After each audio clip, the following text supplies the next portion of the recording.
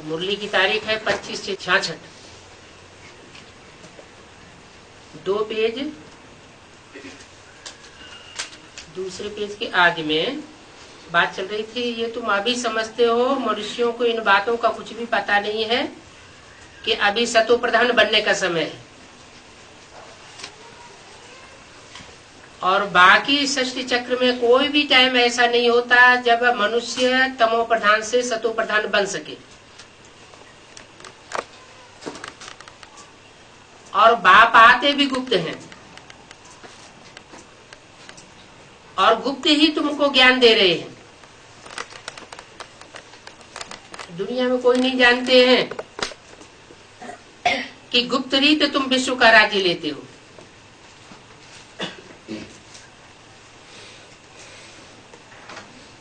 पांडवों के लिए गायनी है,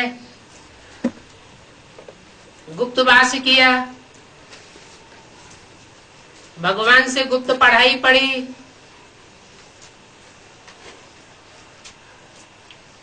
और गुप्त में पुरुषार्थ किया।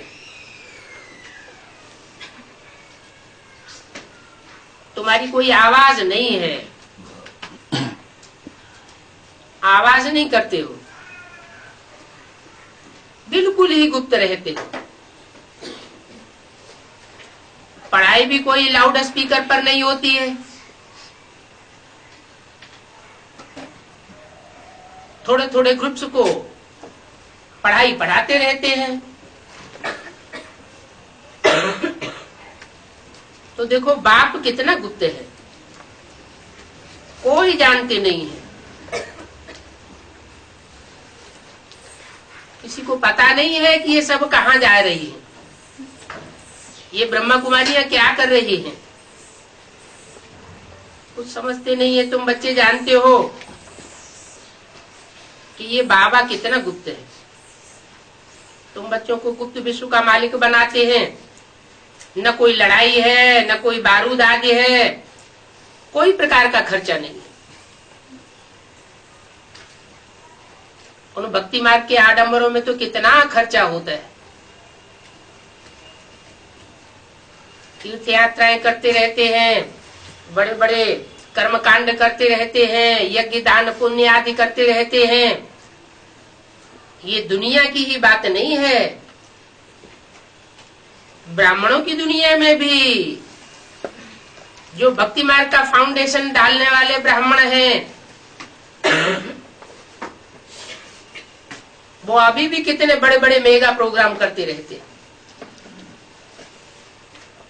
कितने बड़े बड़े मेले मलाखड़े कॉन्फ्रेंस आदि करते रहते हैं। कितना पैसा खर्च होता है। तुम्हारा तो कोई खर्चा नहीं है। यहाँ तो एक छोटा गांव लेने में ही कितने झगड़े मारा मारी चल पड़ती है। तो देखो बाप आकर के गुप्त दान देते हैं। अविनाशी ज्ञान रत्नों से तुम्हारी झोली भरते हैं। अविनाशी ज्ञान रत्न क्यों कहा?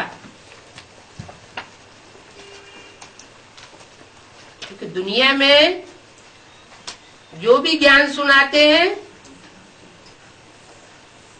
वो विनाशी है,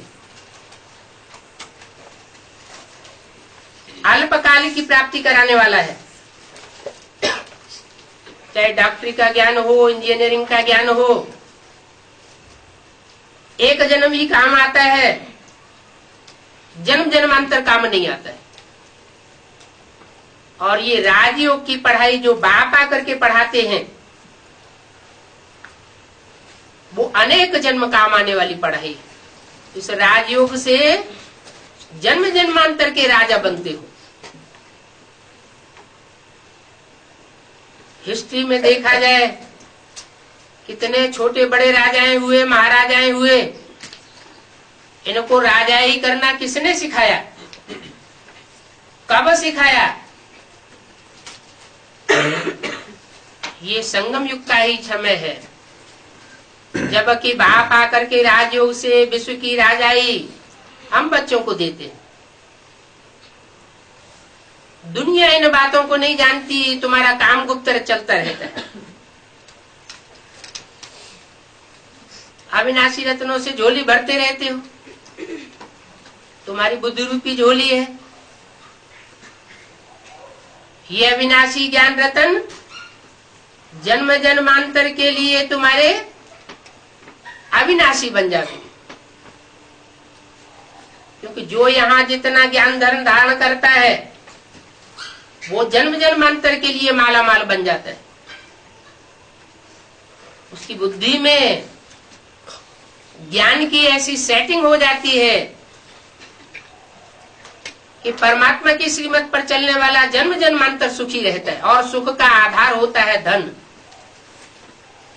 जितना आदमी वेल्दी होगा, धनवान होगा, उतना ज्यादा सुख भोगेगा। तो भोला भंडारी आते हैं, भक्ति मार्ग में भी कहते हैं भर दे झोली, भर दे झोली। शिव भोला भंडारी, तुम जानते हो शिव बाबा हमारी अविनाशी झोली भर रहे हैं, तो ये एक एक रतन लाखों का है। तुम कितने रतन लेते हो,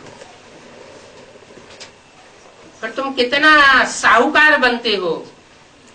गायन भी है, राम राजा राम प्रजा राम साहूकार, जिये नगरी बसे दाता धर्म का उपकार। ये तुम्हारा गायन है ना।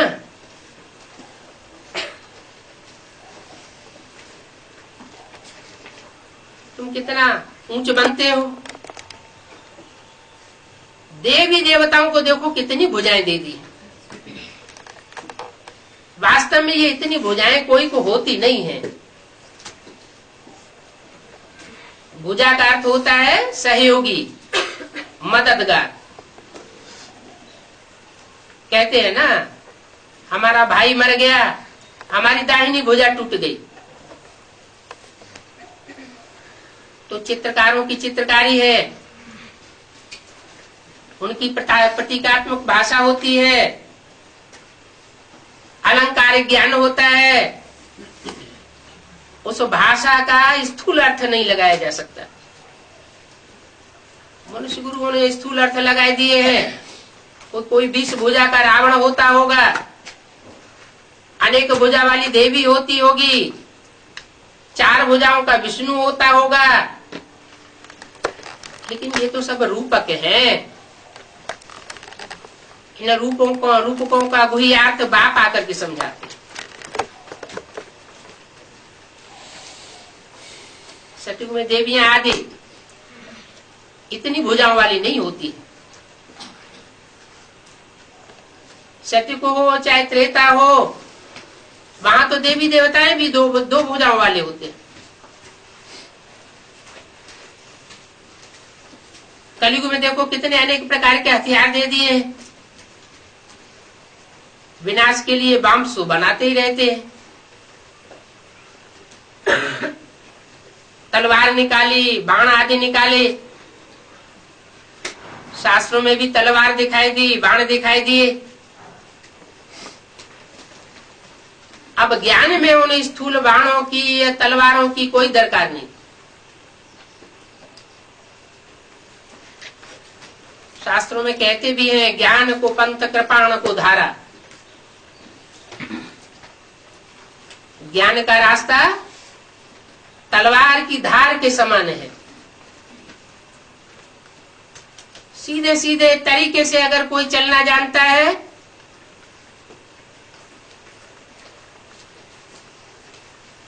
तो विरोधियों के ऊपर ऐसा वार कर सकता है कि विरोधी कोई काम के नहीं रह सकते। उनका विरोध बेकार हो जाता है और हमारी ज्ञान की तलवार काम कर जाती है। ऐसे में कोई बाहुबल भी दिखाने की दरकार नहीं। राम को बाण दे दिए, समझते हैं उन्होंने कोई लोहे के बाण चलाए होंगे, विष के बुझे हुए बाण चलाए होंगे। लेकिन राम को तो भगवान दिखाते हैं। भगवान हिंसा कैसे करेगा? आज के सामान्य साधु संत महात्माएं वो भी हिंसा करना नहीं सिखाते। तो तो भगवान को ये हिंसापना कैसे दिखाई दिया? समझते तो है नहीं। बाप आकर इन बातों का अर्थ बताते।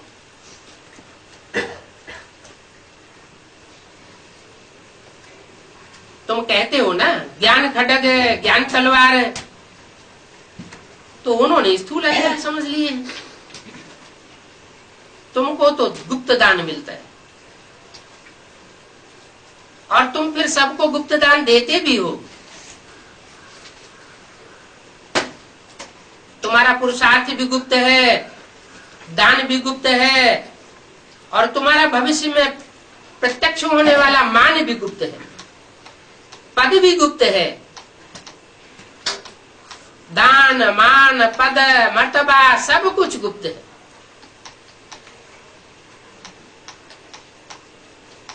क्योंकि तुम श्रीमत लेते हो।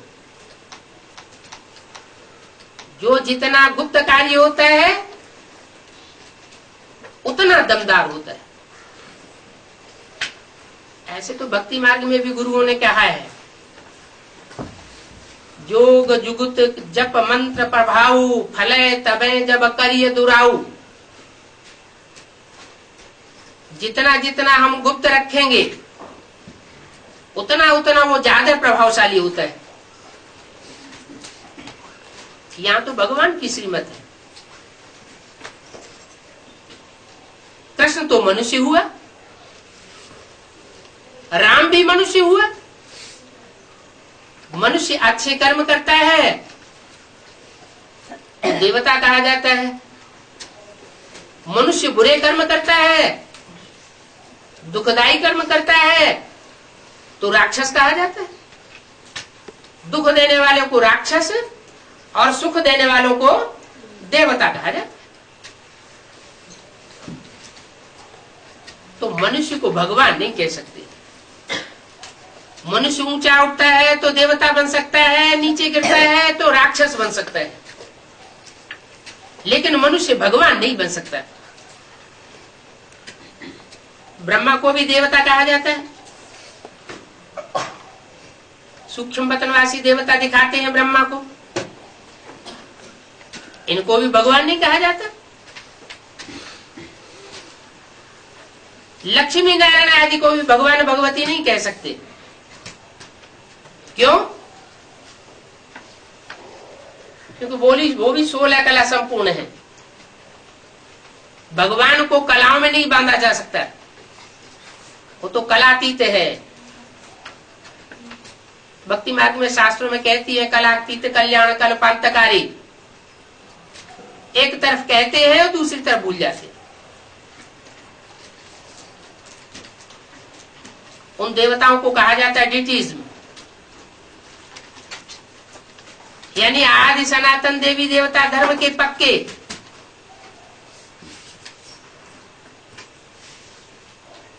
लक्ष्मी देवी को नारायण देवता साथ में दिखाया, तो भगवान भगवती टाइटल दे दिया है, क्योंकि स्वर्ग के मालिक हैं, स्वर्ग स्थापन करते हैं भगवान, नर को नारायण बनाते हैं भगवान। बनाने वाला तो चाहिए ना, इसलिए उनको भगवान कह दिए। तुम जानते हो हम आए हैं नर से नारायण बनने के लिए। हम कोई अल्पकाल की प्राप्ति करने के लिए नहीं आए हैं। हम जो पढ़ाई पढ़ रहे हैं, ज्ञान रतन ले रहे हैं, ये अल्पकाल की प्राप्ति कराने वाले नहीं हैं। नारायण बनना अर्थात सारा विश्व का मालिक बनना। बाहुबल से कोई भी विश्व का मालिक नहीं बन सका, हिंसक हथियारों की मार से कोई विश्व का मालिक नहीं बन सका। हिस्ट्री बताती है, हिटलर हुआ हो, नेपोलियन हुआ हो, कोई भी हुआ हो, विश्व के ऊपर राजाई नहीं कर सका। आकांक्षा की, लेकिन रास्ता गलत अपनाया। हमारे तो भारत में गायन है, झंडे का कितना गायन है, विश्व विजय करके दिखलावे, पर तब होवे प्रणपूर्ण हमारा, झंडा ऊंचा रहे हमारा। तो क्या कपड़े का झंडा ऊंचा रहे? कपड़ा किसको कहा जाता है? शरीर को कपड़ा कहा जाता है। गीता में श्लोक भी आया है, वासांस जीर्णानि यथा व्याय। ये पुराना शरीर छोड़ करके आत्मा नया वस्त्र धारण करती है। तो शरीर रूपी वस्त्र है। झंडे में जो 3 वस्त्र है वो 3 देवताओं के सूचक है। ब्रह्मा का हरा वस्त्र हरित क्रांति लाने का सूचक, विष्णु का सफेद वस्त्र सात्विकता का सूचक है, और शंकर का लाल वस्त्र क्रांति का सूचक है। संकल्पों की क्रांति से लेकर के खूनी क्रांति तक सारे संसार का विनाश कोई भी धर्म पिता पुरानेपन का विनाश नहीं कर सका। पुरानी दुनिया का, पुरानी परंपराओं का, पुराने ज्ञान का विनाश नहीं कर सका। आकर के अपने अपनी धारणाओं की स्थापना कर दी। जैसे कोई विष भरे घड़े में थोड़ा सा दूध डाल ले तो विष का विष ही रहेगा। जब तक घड़ा पूरा साफ नहीं किया जाए तब तक वो विष अपना कार्य करता रहेगा। तो ऐसे ही इस संसार में कोई मनुष्य मात्र ने पूरी सफाई नहीं की, पूरी दुर्गुणों की सफाई, पूरे भ्रष्टाचारियों की सफाई। जो गीता में कहा गया है, धर्म संस्थापनार्थाय विनाशाय च दुष्कृतम, दुनिया से पापियों का नाश करने के लिए आता हूं। तो वो कार्य जो कोई भी धर्म पिता नहीं कर सकता, कोई भी देवता नहीं कर सकता, वो एक देवता के द्वारा कराया जाता है, जिसे कहते हैं देवदेव महादेव। तिरंगे झंडे में वो लाल रंग का वस्त्र सबसे ऊपर दिखाया गया। ये 3 देवताओं के सूचक हैं। 3 कपड़े। कोई कपड़े का झंडा विश्व विजय नहीं करके दिखलावे। ये चैतन्य वस्त्र हैं जो संगठित होकर के इस सृष्टि में परमात्मा की मत पर कार्य करते हैं, तो सारे विश्व के ऊपर विजय प्राप्त करते हैं। वो सर्वगुण संपन्न 16 कला संपूर्ण दैवी गुणधारी देवता बन जाते हैं।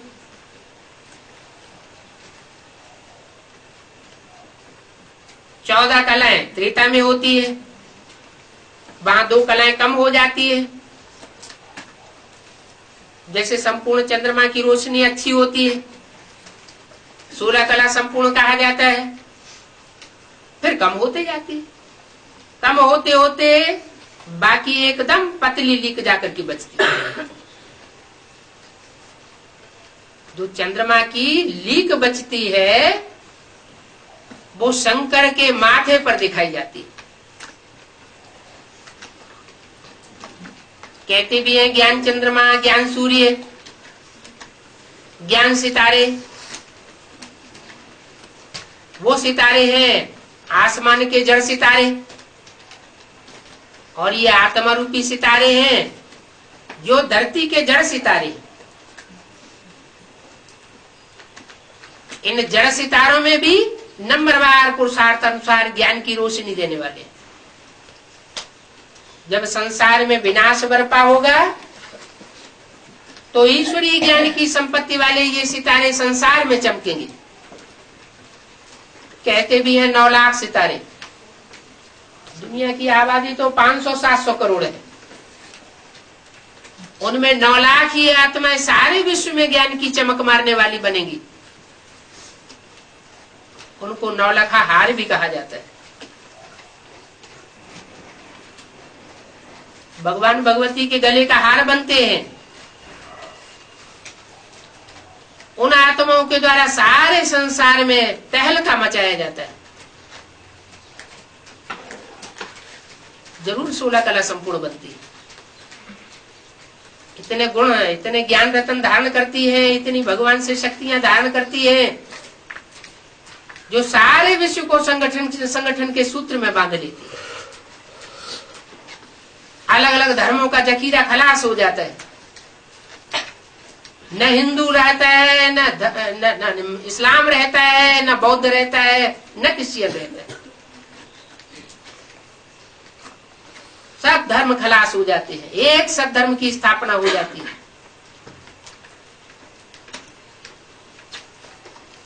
कब होती है?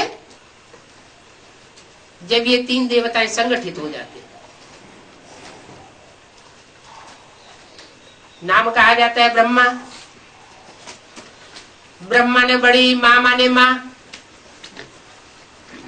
संसार की बड़े ते बड़ी मां, जरूर बड़े ते बड़ा कार्य करती है। क्या कार्य करती है? मां के अंदर विशेष गुण क्या होता है? सहन शक्ति।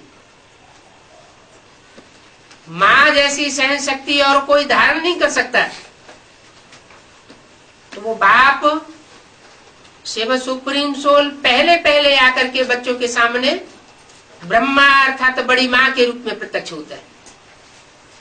प्यार भरा पार्ट बजाता है, सहानुभूति का पार्ट बजाता है, ममतामयी का पार्ट बजाता है।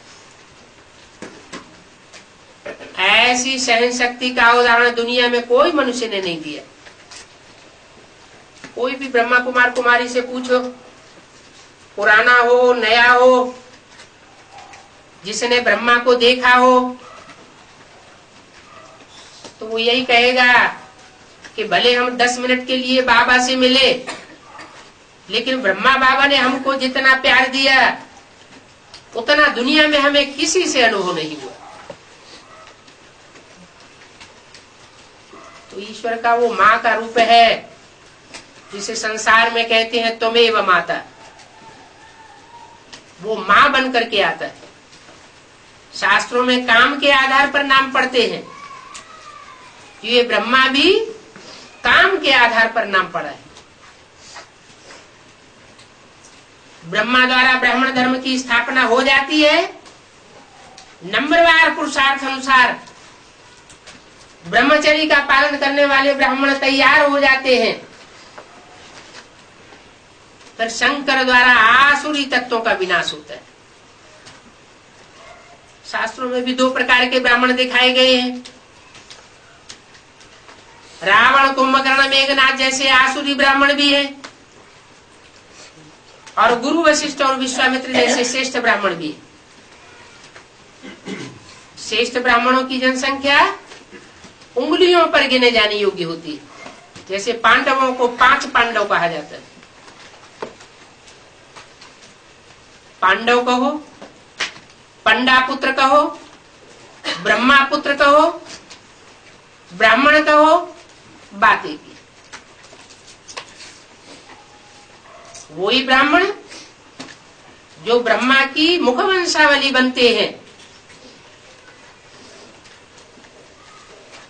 वो परमात्मा के कार्य को सफल बनाने में बहुत सहयोगी बन जाते हैं। लेकिन जब भगवान आते हैं तो माया भी जबरदस्त अपोजिशन करती है, क्योंकि पूर्व जन्मों का, अनेक जन्मों का माया का परछाया उन आत्माओं के ऊपर रहता है। तो वो माया पुरुषार्थ करने वाले बच्चों से अपना हिसाब किताब लेने के लिए बीच बीच में आती रहती। भले भगवान की श्रीमत के नीचे पलते हैं, लेकिन माया उनकी बुद्धि को बरगलाती रहती है। माया कोई दूसरी चीज नहीं है, मनुष्य आत्माओं की पिछले जन्मों की, अनेक जन्मों की अपनी ही कमजोरी है। काम, क्रोध, लोभ, मोह, अहंकार की जो द्वैतवादी युग द्वापर युग से शुरू होती है। द्वैतवादी युग इसलिए कहा जाता है कि द्वापर युग से इब्राहिम, बुद्ध, क्राइस्ट, गुरु नानक वगैरह वगैरह 2500 वर्ष के अंदर जो दूसरे दूसरे धर्म पिताएं आए, उन्होंने द्वैत मत फैला दी। एक परमात्मा की श्रेष्ठ मत थी सतयुग त्रेता में, तो रामकृष्ण का राज्य था। देवताएं बहुत सुखी थे। देवभूमि भारत था, वही भारत से दूसरे दूसरे धर्मखंड प्रत्यक्ष होते हैं और पृथ्वी का आकार प्रकार बढ़ता चला जाता है। जैसे जैसे धर्मों की जनसंख्या बढ़ती है, वैसे वैसे संसार में मतांतर बढ़ने के कारण त्राहि त्राहि बढ़ती चली जाती है। दुख बढ़ते चले जाते हैं, सुख क्षीण होता जाता है। और कलयुग के अंत में आकर अभी कोई मनुष्य मात्र तन से, मन से, धन से, समय से, संपर्क से और संबंधियों से अपने को सुखी महसूस नहीं करता। परमात्मा बाप आकर के पढ़ाई पढ़ाते हैं कि बच्चे अब तुमको माया से युद्ध करना है, माना अपनी कमजोरियों से युद्ध करना है। ये युद्ध कोई स्थूल युद्ध नहीं है, ये तो काम, क्रोध, लोभ, मोह, अहंकारों का युद्ध है। मनुष्यों की लिखी हुई गीता में भी बोला हुआ है, काम एष क्रोध एष रजोगुण समुद्भव। हे अर्जुन, काम और क्रोध ये तेरे महाशत्रु है। जय एनम पापमानम, इन पापियों को तू जीत ले। तो इससे भी साबित हो जाता है कि भगवान ने कोई स्थूल युद्ध नहीं कराया था, खून खराबा नहीं कराया था, उन्होंने तो ज्ञान का युद्ध कराया। मनुष्य के अपने अंदर जो कुप्रवृत्तियां भरी हुई हैं, दुर्गुण भरे हुए हैं, आसक्तियां भरी हुई हैं, उनसे युद्ध करना सिखाया था। तो ये युद्ध करने का समय अभी चल रहा है। दुनिया में भी हिस्ट्री में ये देखा गया है कि बिना युद्ध के राजाई प्राप्त नहीं होती। बड़े बड़े राजाएं हुए हैं, युद्ध में प्रवीण थे, वो तो स्थूल युद्ध करते थे, इसलिए उनकी असीम राजाई नहीं बन पाई। अभी परमात्मा बाप आकर के हमको असीम राजाई देते हैं, सारे विश्व के ऊपर कंट्रोलिंग पावर देते हैं। तो ये राजाई प्राप्त करने के लिए ये ज्ञान का युद्ध जरूरी है। ज्ञान के आधार पर आत्मा में ऐसी मन बुद्धि की सेटिंग हो जानी चाहिए कि कोई भी परिस्थिति हो, कैसे भी व्यक्ति हो, उनका अगर हम सामना करें तो हम हरासमेंट में ना आए। वो हमें दुख देने की कोशिश करें, हमको नष्ट करने की कोशिश करें, फिर भी हम अपने मन के अंदर ऐसा भाव पैदा करके रखें कि ये हमारा कुछ भी नहीं बिगाड़ सकते।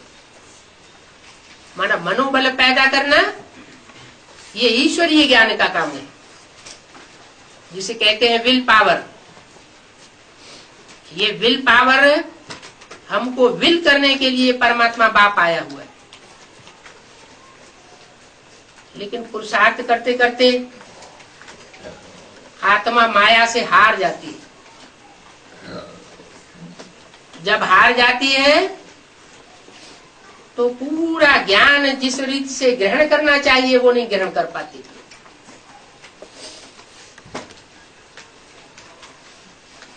ज्ञान के भी दो स्तर हैं। ईश्वरीय ज्ञान के, जैसे लौकिक दुनिया में एक बेसिक नॉलेज कही जाती है और एक हायर ज्ञान कहा जाता है। BA में वही पढ़ाई जाती है। तो सूरदास, तुलसीदास, रहीमदास के दोहे कवित्व पढ़ाए जाते हैं और वही कविताएं बेसिक नॉलेज में पढ़ाई जाती है। बेसिक नॉलेज में सिर्फ रटना सिखाया जाता है और जब एडवांस स्टूडेंट बन जाते हैं तो BA में उनका गुह्यार्थ समझ जाते हैं। ऐसे ही भगवान आकर जो पढ़ाई पढ़ाते हैं वो पहले ऊपर ऊपर बेसिक रूप में समझाते हैं। बेसिक नॉलेज को जो बच्चा बुद्धि आत्माएं हैं वो रट लेती है, लेकिन उसकी गुह्यता को धारण नहीं कर पाती। यही ब्रह्मा के बच्चों का हाल होता है। ब्रह्मा के जो बच्चे हैं उनमें जो कुखवंशावली ब्राह्मण है वो ज्ञान के मर्म को न जानने के कारण ब्रह्मा की कोख को ही याद करते रहते। ब्रह्मा की कोख अर्थात गोद, उन्हें गोद का प्यार मिला है तो वो देह में फंस जाते। उनकी बुद्धि में ये नहीं बैठता इस तन के द्वारा सुप्रीम सोल आकर के ज्ञान सुनाता है। वो सुप्रीम सोल आकर के जो ज्ञान सुनाता है उस ज्ञान को विशेष महत्व देना चाहिए, देहधारी को महत्व नहीं देना चाहिए।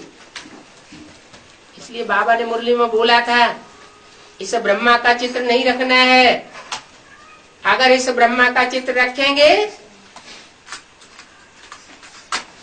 तो पतित बन जाएंगे, बुद्धि भ्रष्ट हो जाएगी। क्यों कहा? इसलिए कहा कि ब्रह्मा वाली सोल अर्थात कृष्ण की सोल बच्चा बुद्धि आत्मा है। जो बच्चा है वो बेसिक नॉलेज को समझ सकता है, लेकिन एडवांस ज्ञान की गहराइयों को नहीं समझ सकता। कृष्ण की सोल के द्वारा अर्थात दादा लेखराज के द्वारा सुप्रीम सोल बाप ने आकर के जो ज्ञान सुनाया वो बेसिक नॉलेज के बतौर सुनाया, उसका गुह्यार्थ नहीं बताया। बाप आते हैं तो बेसिक नॉलेज सुनाने के बाद टीचर के रूप में उसका गुह्यार्थ भी सुनाते हैं। जैसे लौकिक दुनिया में बच्चे होते हैं, बेसिक नॉलेज की पढ़ाई माँ पढ़ाई लेती है, घर में बैठ के भी माँ पढ़ाई लेती है, लेकिन हायर सेकेंडरी स्कूल की या BA MA की पढ़ाई पढ़ाने के लिए माँ सक्षम नहीं होती। तो परमात्मा बाप टीचर बनकर के भी आता है।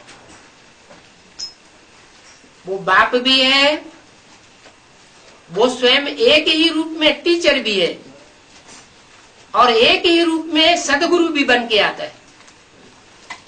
वो बाप टीचर सतगुरु का रूप झंडे का जो तीसरा कपड़ा है सबसे ऊपर वाला वो शंकर का रूप है। उस रूप में वो टीचर भी बनता है, सतगुरु भी बनता है और बाप बन करके सारे विश्व को वर्षा देने के निमित्त भी बनता है। तो शंकर के मस्तक पर जो लीक के रूप में चंद्रमा दिखाया जाता है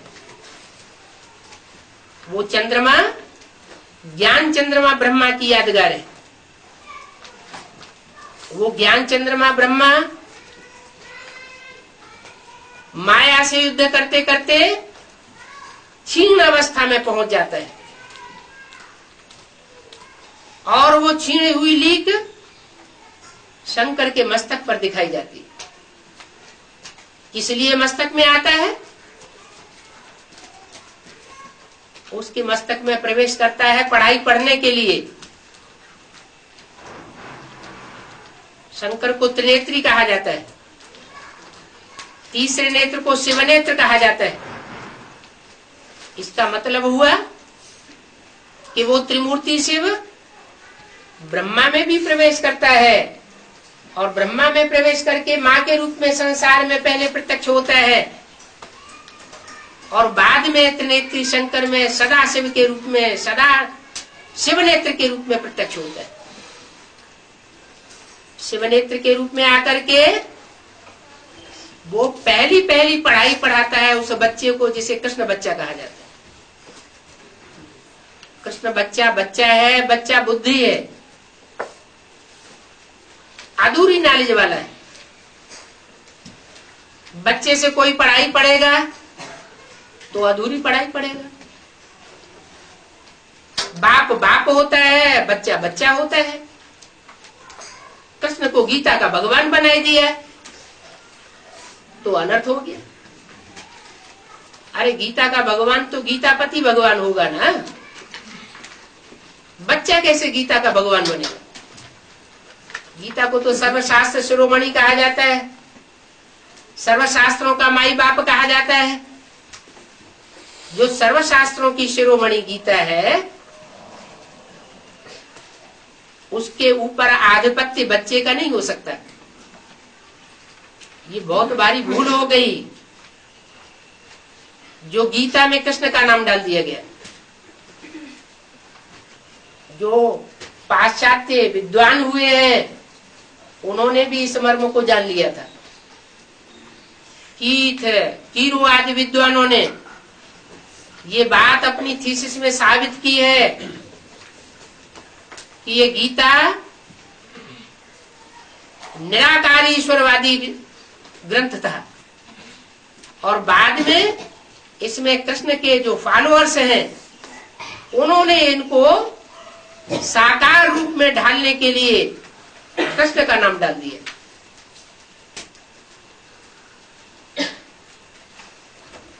तो साकारी स्टेज वाला तो कृष्ण है, निराकारी स्टेज वाला बीज होता है। जैसे कि चित्रों में बाबा ने दिखाया कि झाड़ के चित्र में बीज है राम बाप, जो नीचे भी है और ऊपर भी है। जब आत्मा बीज रूपी स्टेज धारण करेंगी विनाश के पीरियड में तो सारी बीज रूप आत्मा उस बीज रूप बाप के साथ परम धाम वापस जाएंगी। तो झाड़ के चित्र में वो भी दिखाया हुआ है। ऊपर वो बीज बाप है और षष्ठ रूपी रंगमंच पर उस बीज बाप से पहला बच्चा जो पैदा होता है वो कृष्ण बच्चा है, जो 16 कला संपूर्ण बनता है, सर्वगुण संपन्न बनता है। 16 कलाओं से संपन्न 1 सेकंड में बनता है। इसकी पढ़ाई पूरी होने की बात है। जैसे कि पूरी जब घी में डाली जाती है तो जब तक कच्ची है तब तक नीचे रहती है, पक जाती है उसका निश्चित टाइम है। उस टाइम में वो अग्नि को प्राप्त करती है और अग्नि की तपत से ऊपर आ जाती है। ऐसे ही आत्मा को संपन्न बनने में निश्चित टाइम लगता है। तीव्र पुरुषार्थ की तपत चाहिए। वो तीव्र पुरुषार्थ है अव्यभिचारी याद और एक की याद, और एक में भी जो सर्वोपरि पाठधारी है, ऊंचते ऊंच हीरो पाठधारी है, उस एक की याद। अगर कोई दूसरे की याद मिक्स होती है तो उसे योगाग्नि पक्की नहीं कहेंगे। जैसे सोना होता है, तीव्र आग में डाला जाता है तो वह पिघल जाता है। ऐसे ही ये विकारों की खाद जो आत्मा में पड़ी हुई है, ये विकारों की खाद निकालने के लिए आत्मा को अव्यभिचारी ऊंचे ऊंचे भगवान की याद में रमण कराना पड़े। ये प्रैक्टिस जब तक हमारी पक्की नहीं होगी तब तक आत्मा में से वो अनेक जन्मों की खाद कहो, पाप कर्म कहो, वो भस्म नहीं होंगे। अभी प्रैक्टिस जारी है। कृष्ण की आत्मा उर्फ ब्रह्मा की सोल, वो भी शंकर के मस्तक में प्रवेश करके पढ़ाई पढ़ रही है। चंद्रमा के रूप में लीक जाकर के रही है। ये शूटिंग का पीरियड चल रहा है, रिहर्सल का टाइम चल रहा है। 4 युगों का ड्रामा है, सतयुग, त्रेता, द्वापर, कलयुग। 4 युगों का ड्रामा जब रिकॉर्डिंग में आता है, जब इसकी रिहर्सल होती है, तो डायरेक्टर बाप हम बच्चों को फील्ड में पार्टधारी के रूप में प्रत्यक्ष करता है। नंबरवार पार्टधारी प्रत्यक्ष होते हैं। पुरुष माने आत्मा, आत्माओं में जो उत्तम उत्तम पार्टधारी है वो संसार में प्रत्यक्ष होते हैं। इसलिए इस युग का नाम रखा है पुरुषोत्तम कल्याणकारी संगम युग। पुरुषों में उत्तम से उत्तम पाठधारी कौन कौन है, उनकी यादगार है माला। अनेक प्रकार की मालाएं हैं। हर धर्म में मालाओं का स्मरण किया जाता है। हिंदू हो, मुसलमान हो, सिख हो, ईसाई हो, बौद्धि हो, यहूदी हो, हर धर्म के लोग, नास्तिक धर्म वालों को छोड़कर, क्योंकि वो तो माला में पद प्राप्त करते ही नहीं, भगवान को मानते ही नहीं, आत्मा परमात्मा को मानते ही नहीं, स्वर्ग नरक को मानते ही नहीं, तो माला में कैसे आवेंगे। बाकी हर धर्म के लोग माला का स्मरण करते हैं, स्मरण करते हैं माला के मणकों को। क्या राज है कि भगवान बाप जब आते हैं तो माला के पद संसार में डिक्लेयर कराते हैं। वो मण के संसार में प्रत्यक्ष होते हैं। नंबरवार मण के अभी प्रत्यक्ष हो रहे हैं, लेकिन हमारा ज्ञान है गुप्त। गुप्त ज्ञान को लेने वाले वो बच्चे जो गुप्त पाठधारी हैं, गुप्त पुरुषार्थी हैं, उनको संसार नहीं पहचानता है। पहले ब्राह्मण बच्चे पहचानते हैं। ब्राह्मण बच्चों में भी जो श्रेष्ठ पाठधारी है वो पहले पहचानते हैं। 33 करोड़ देवताओं में 3 देवताएं सर्वोपरि, ब्रह्मा, विष्णु और शंकर। ये 3 मूर्तियां पहले प्रत्यक्ष होती है, जिनके लिए बोला जाता है झंडा ऊंचा रहे हमारा। माने इन 3 मूर्तियों को संसार में बुलंद करना है। कपड़े के झंडे को बुलंद करने की बात नहीं, वो तो अपने अपने घर में चाहे जितने झंडे फहरा दो। 3 शरीर रूपी वस्त्रों को जो संसार में विश्व विजय प्राप्त करते हैं, उनको संसार में प्रत्यक्ष करना, ये झंडा बुलंद करना। बुलंद कौन करेंगे? जो पहचानेंगे सो बुलंद करेंगे। पहचानेंगे ही नहीं तो बुलंदी कहां से होगी। पहचान को ही ज्ञान कहा जाता है। ज्ञान माने जानना। उन्होंने तो अपना नाम रख दिया जनता पार्टी, जानने वाली पार्टी। वास्तव में जनता पार्टी तुम हो। तुम सारी गहराइयों को जानते हो। माला के कौन कौन पद कब कब कहां कहां कैसे प्रत्यक्ष होते हैं, वो तुम्हारी बुद्धि में पहले आता है, और कोई की बुद्धि में नहीं आवेगा। तुम्हारा अपना पार्ट भी जन्म जन्मांतर का पहले प्रत्यक्ष होता है। इसलिए बाप कहते हैं कि तुम हो श्रूड बुद्धि पार्टधारी।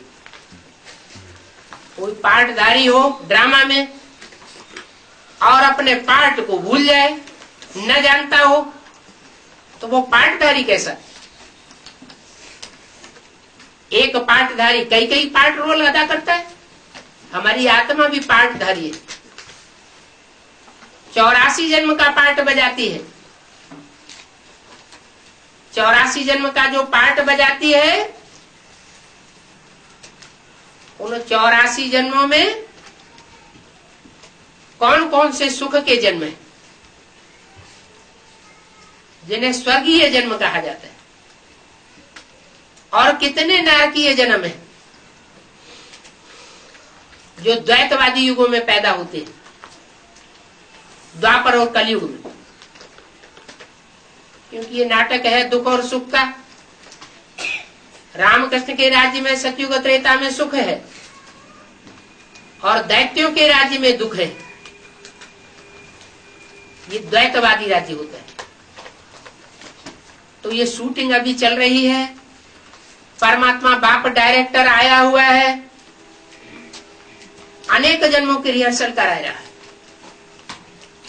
सुख की भी शूटिंग हम आत्मा कर रही है और दुख की भी शूटिंग हम आत्मा कर रही है। अपने लिए सुख का अर्जन करना, अपने लिए दुख का अर्जन करना, ये हमारी मुट्ठी की बात है। बाप तो आकर के रास्ता बताते हैं। जो रास्ता बताते हैं उसका नाम है श्रीमत। नाम ही गाया हुआ श्रीमत भगवत गीता।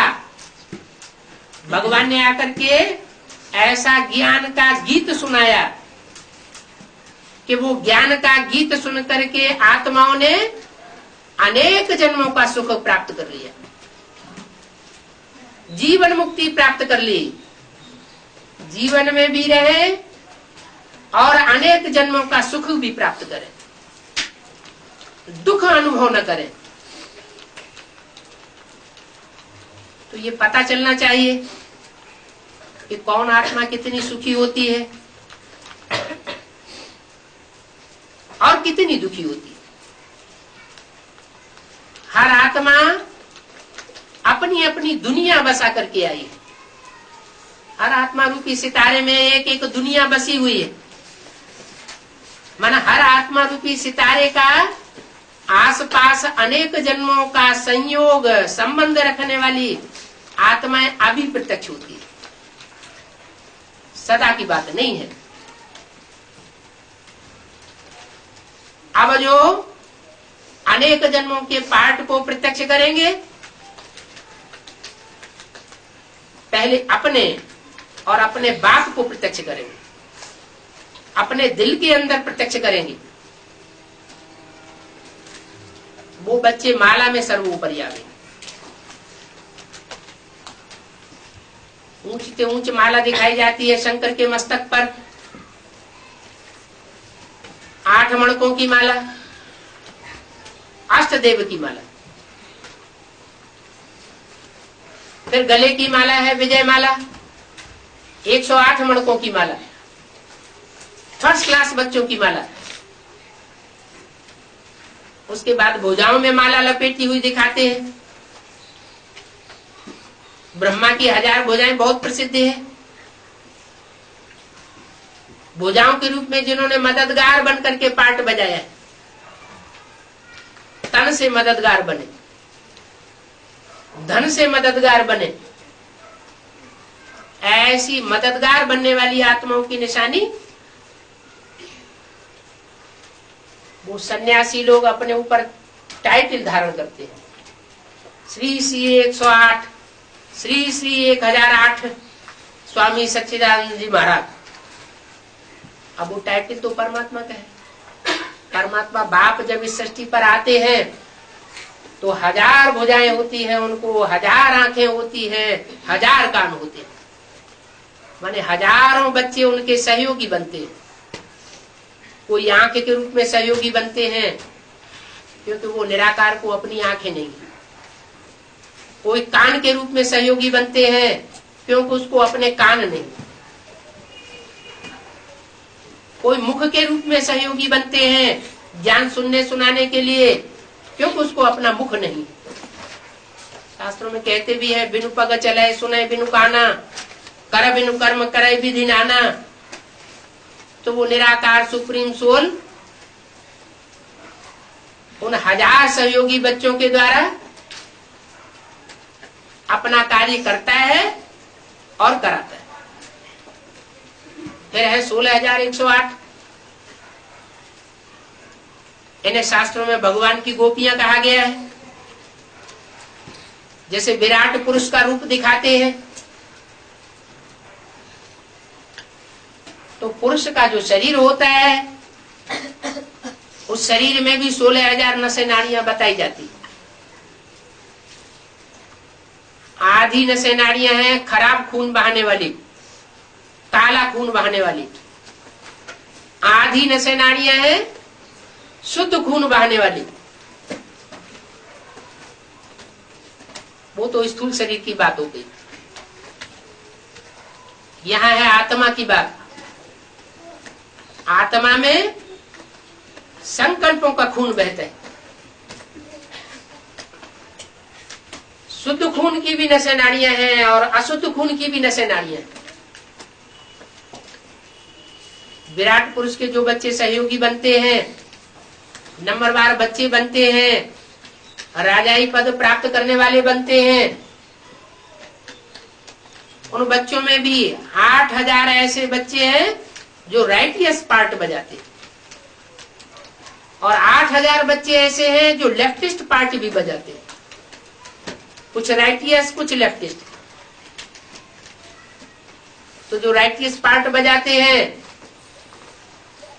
वो भगवान की श्रीमत के अनुसार चलने वाली आत्माएं, कदम कदम पर भगवान की श्रीमत पर चलती है, इसलिए उनके संकल्प शुद्ध होते हैं। अशुद्ध संकल्पों का खून नहीं बहता। अशुद्ध संकल्पों से अपने को बचाती है, अपने संगी साथियों को भी बचाती है।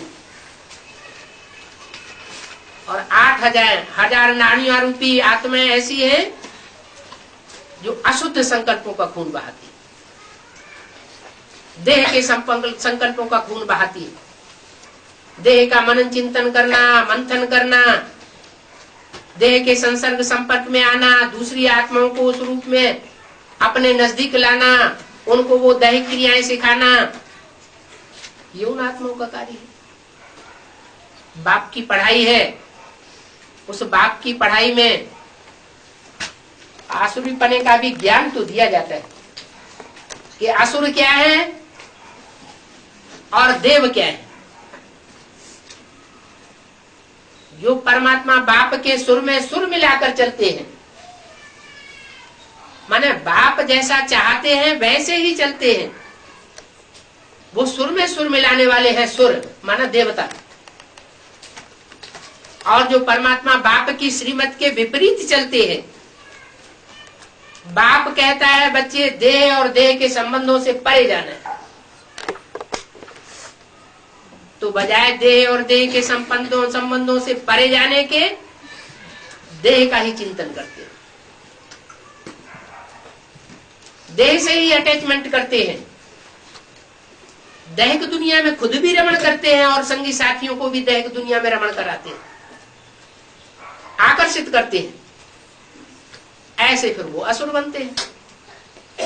अभी मालाओं में लेफ्टिस्ट मण के और राइटियस मण के,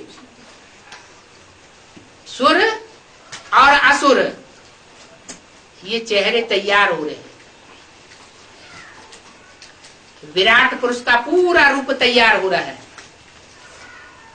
वरना शास्त्रों में जो विराट रूप दिखाया गया है, ऐसा कोई भगवान का रूप होता नहीं है जिसको हजारों हजार भुजाएं हों,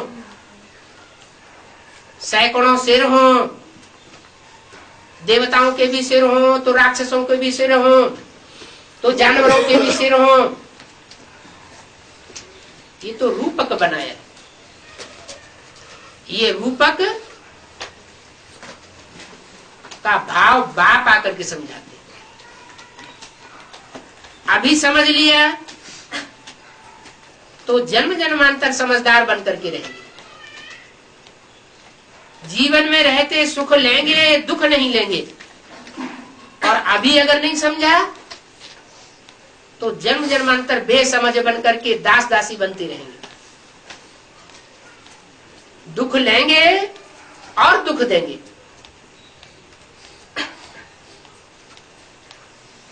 भगवान बाप आकर के दुखधाम नहीं बनाते, दुखधाम हम अपने कर्मों के आधार पर बनाते। भगवान बाप आकर के जब पढ़ाई पढ़ाते हैं तो जो बच्चे पढ़ाई में ध्यान देते हैं, अपने कर्मों को प्रैक्टिकल जीवन में सुधारते हैं, अपनी वाचा को सुधारते हैं, वो देव पद प्राप्त करते हैं। जो नई पढ़ाई पर ध्यान देते हैं तो रुलेंगे पिलेंगे होंगे खराब, पढ़ेंगे लिखेंगे तो बनेंगे नवाब। नवाब माने राजा। जन्म जन्मांतर की राजाई प्राप्त कराने का समय है, करने का समय है। अभी गफलत नहीं करना चाहिए। ये पढ़ाई फिर किसी जन्म में नहीं मिलेगी। एक ही ये अंतिम जन्म है जिसको शास्त्रों में भी कहा गया है कि मनुष्य जन्म बहुत दुर्लभ है। 84 लाख योनियों में भ्रमण करने के बाद एक मनुष्य जन्म मिलता है। अब वो शास्त्रकार तो जानते नहीं है कि 84 लाख योनियां तो होती है, लेकिन मनुष्य आत्मा 84 लाख योनियों में नहीं जाती है। मनुष्य आत्मा सिर्फ 84 का चक्कर लगाती है। 84 जन्मों में आदि में श्रेष्ठ योनियां होती है और 84 जन्मों के अंत में भ्रष्ट और निष्कष्ट योनियां इस सृष्टि पर बढ़ जाती।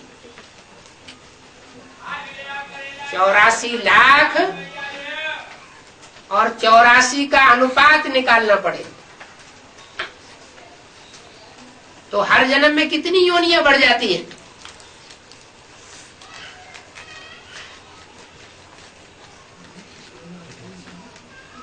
अगर उस हिसाब से देखा जाए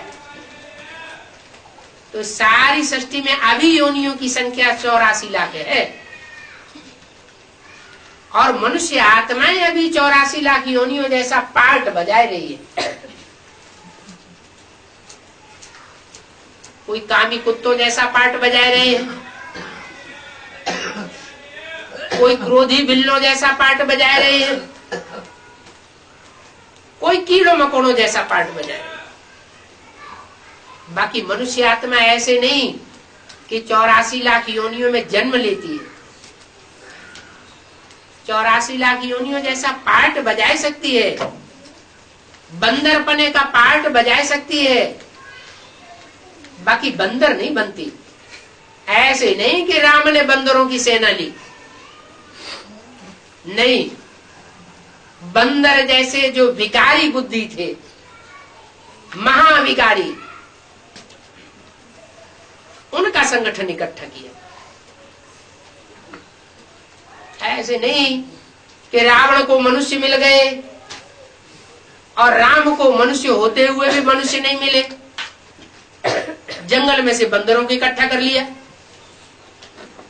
हाँ, बंदर बुद्धि मनुष्यों को इकट्ठा किया, क्योंकि भगवान बाप आता ही है विकारियों को निर्विकारी बनाने के लिए, पतितों को पावन बनाने के लिए। वो पतित पावन का विरुद्ध है उनका। वो पतितों से घृणा नहीं करते हैं, पतित दुनिया से घृणा नहीं करते हैं। पतित दुनिया में आकर पतितों में प्रवेश करके पतितों को पावन बनाते। वो सन्यासी लोग तो अपवित्र गृहस्थ गृहस्थ कीचड़ को निष्कृष्ट समझ करके भाग जाते। वो तो कायरता का पार्ट बजाते। कीचड़ में रह करके कैसे कमल फूल समान जीवन जिया जा सकता है, वो इस राज को नहीं जान सकते। भगवान बाप आकर के गृहस्थियों को ये ज्ञान देते हैं कि गृहस्थ जन्म, गृहस्थ धर्म ये सबसे श्रेष्ठ धर्म है। गृहस्थी में रह करके ऊंचे से ऊंचा पद प्राप्त किया जा सकता है। गृहस्थी गिरी हस्ती नहीं है।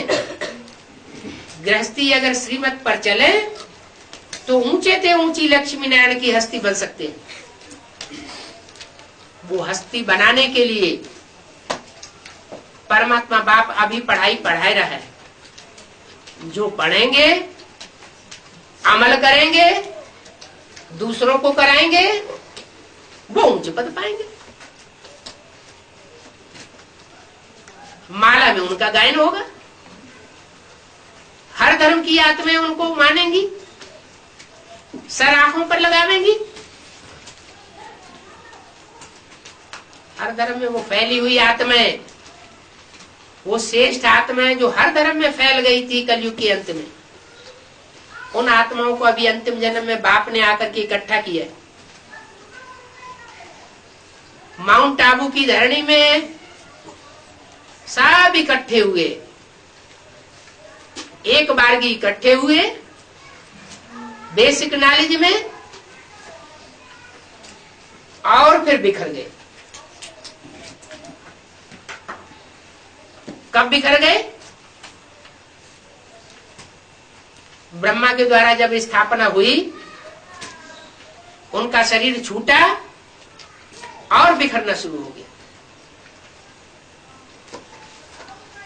वो सूर्य का छुपने का पॉइंट माउंट आबू में दिखाया जाता है, सनसेट पॉइंट। ये यादगार माउंट आबू में बनी हुई है, वरना सूर्य का उदय तो पूरब से होता है। माउंट आबू भारतवर्ष के पश्चिम में है या पूरब में है? पश्चिम में। पश्चिम में सूर्य अस्त होता है और पूरब में सूर्य उदय होता है। परमात्मा बाप भी जब इस सृष्टि पर आता है तो बाप बनकर के ज्ञान का बीजारोपण का जो पार्ट बजाता है, वो गुप्त ज्ञान देने का पार्ट है। जैसे कोई बाप गुप्त में बीज का आरोपण करता है माता में, ऐसे ही वो सुप्रीम सोल आकर के कलकत्ते में ज्ञान का बीज डालता है। कलकत्ता है बाप की जन्मभूमि।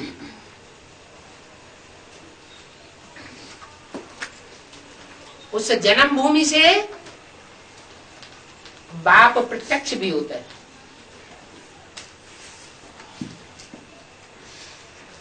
दिल्ली को बोला है स्थापनाकारी, बंबई को बोला है विनाशकारी,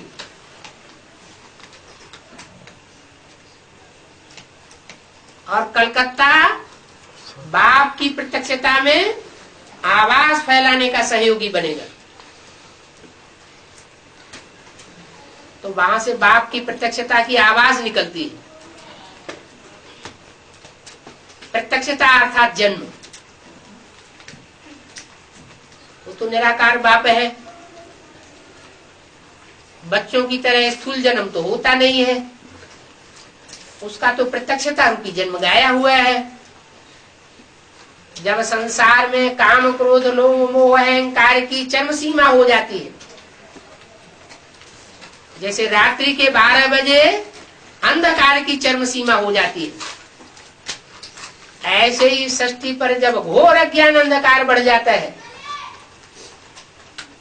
बाहर की दुनिया में भी 500 करोड़ की दुनिया में अज्ञान अंधकार बढ़ता है, आधारभूत ब्राह्मणों की बेसिक नॉलेज में भी अज्ञान अंधकार बढ़ता है, और एडवांस कहे जाने वाले बीजरूप आत्माओं की दुनिया में भी जब अज्ञान अंधकार का चरमोत्कर्ष हो जाता है, तब वो सुप्रीम सोल बाप प्रत्यक्ष होता है। वो सृष्टि का बीज है।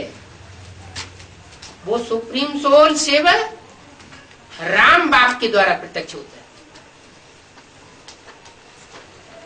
इसलिए रामायण में शंकर को और राम भगवान को एकता दे दी गई।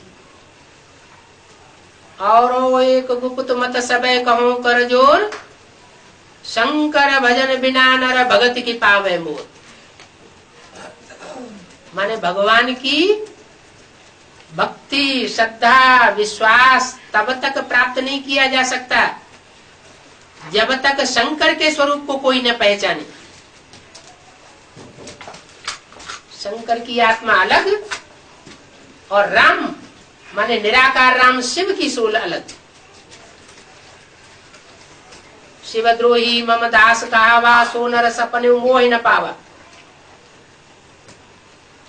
माने राम वाले व्यक्तित्व को जो इस सृष्टिकार हीरो मंचधारी है, हीरो पाठधारी है, उसको कोई तब तक नहीं प्राप्त कर सकता जब तक वो शिव को प्राप्त न करे, शिव को न माने। कोई कहे कि नहीं शिव कोई चीज नहीं है, जैसे जैनी लोग कहते हैं 24 तीर्थंकर वही साकार भगवान के रूप है, निराकार अलग से कोई चीज नहीं होता। तो अगर ऐसा कोई कहता है कि वो निरंजन निराकार शिव वो कोई चीज नहीं है, साकार में ही भगवान होता है, तो वो यथार्थ को नहीं पहचानता। निराकार भी है और साकार भी है। इनकी पहचान जो बराबर रूप से कर लेता है कि निराकार शक्ति क्या है और सृष्टि रूपी रंगमंच की साकार शक्ति क्या है, वो ही सारा ज्ञान हासिल कर सकता है। अभी करने का टाइम है, उसके बाद फिर कभी इनकी गहराइयों में नहीं जाया जा सकता। जन्म जन्मांतर हम भटकते रहे, रास्ता नहीं मिलता, क्योंकि मनुष्य गुरु रास्ता दिखाने वाले होते हैं, वो सुप्रीम सोल रास्ता दिखाने वाला नहीं होता। इसलिए दुनिया नीचे गिरती गई। दुनिया का उत्थान नहीं हुआ 2500 वर्ष की हिस्ट्री में, पतन हुआ। अब ये उत्थान का टाइम आया। अभी सतयुग आने वाला है, कलयुग जाने वाला है। ओम